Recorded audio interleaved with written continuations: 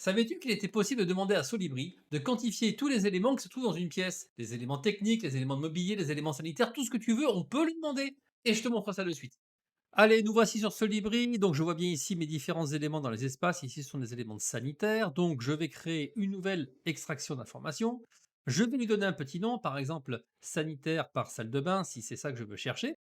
Ensuite, tout simplement, je vais dire à Solibri que ce qui m'intéresse ici, ce sont les espaces. Je vais pouvoir également préciser que je veux certains espaces et pas d'autres. Ici, par exemple, je vais chercher le nom des espaces et je vais préciser que donc le nom des espaces, ça doit être ou bien salle d'eau ou bien salle de bain.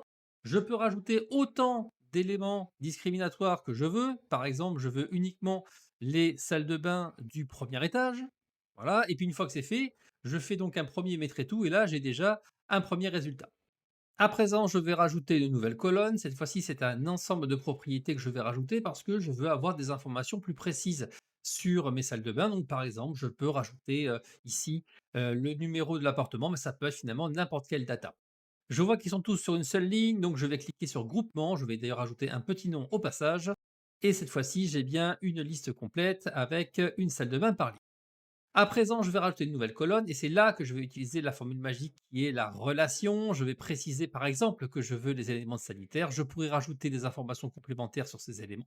Mais surtout, je vais cliquer ici sur revenir en arrière et ensuite, magie, ça y est, j'ai mes éléments. Alors, ils n'ont pas de nom pour l'instant et c'est ça qu'on va rajouter dans une nouvelle colonne. On va donc aller chercher tout simplement l'identification. Je vais chercher le type par exemple et puis je vais cliquer sur mettre et tout. Et là, je vois bien que le type, il est à droite de l'espace le plus proche. Je précise d'ailleurs que si je viens balancer ici type de l'autre côté, eh bien ce sont les composants qui vont récupérer le type. Donc en fait, les informations, il faut les mettre toujours à droite de l'espace le plus proche quand elles concernent l'espace le plus proche. À présent, rien ne m'empêche de faire un petit peu de ménage dans les colonnes inutiles. Et enfin, si je le désire, je peux, pourquoi pas, jouer avec les couleurs en mettant par exemple une couleur différente par ligne et jouer avec la transparence. Et voilà, ça y est, le résultat est arrivé. On a exactement ce qu'on voulait. Maintenant, c'est à toi de jouer.